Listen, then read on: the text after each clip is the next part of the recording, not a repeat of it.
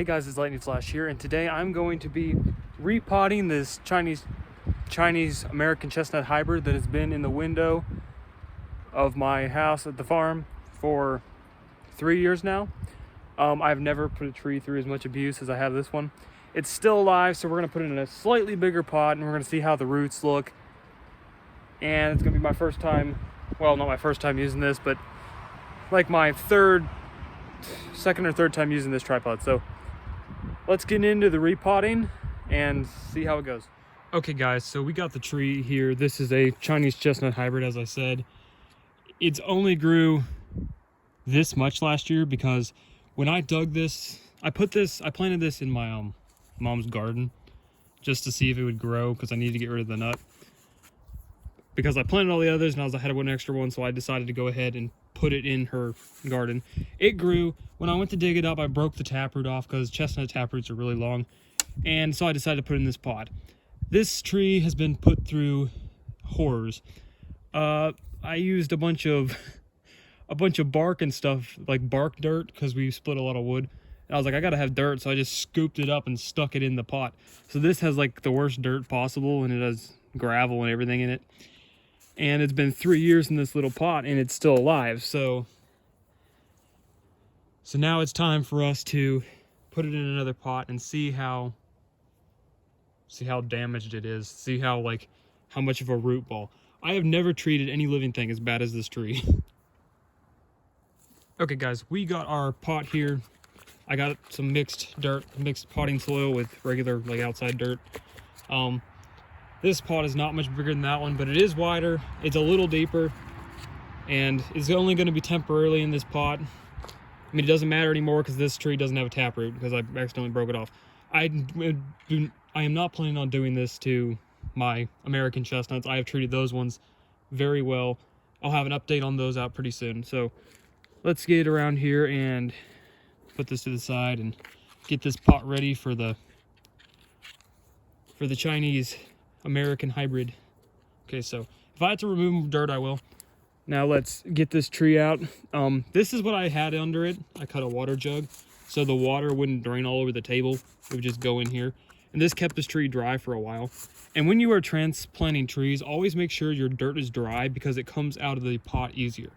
So take this little bottom thing off, flip the tree over. Hopefully I don't make a mess of the tree. Let's find out how damaged it is. Alrighty, so I'm guessing, yeah, these are roots. Clearly there's no taproot because they're the taproot I broke. Roots are all around this thing. This thing has definitely been root bound. Wait, that might actually be, because there was still some of the taproot left, so I don't know. Because I don't think taproots grow back. But there's a lot of roots in this thing, and I'll break it just a little bit. So this is what happens when you leave it in a pot for 3 years. Oh my goodness. Is that the root? That's the root right there, the main root. Goodness. This is definitely root bound. Just make sure to break it up just a little bit so it can get growing a little more. Okay, so let's take this pot right here and put it in the pot. Down in there. It fits right down in there. Let me get some of this dirt right here, this peat moss mix. Well, this might be, yeah, this is a mixture too. Let me just push this to the side, try to get some down in there around the edges.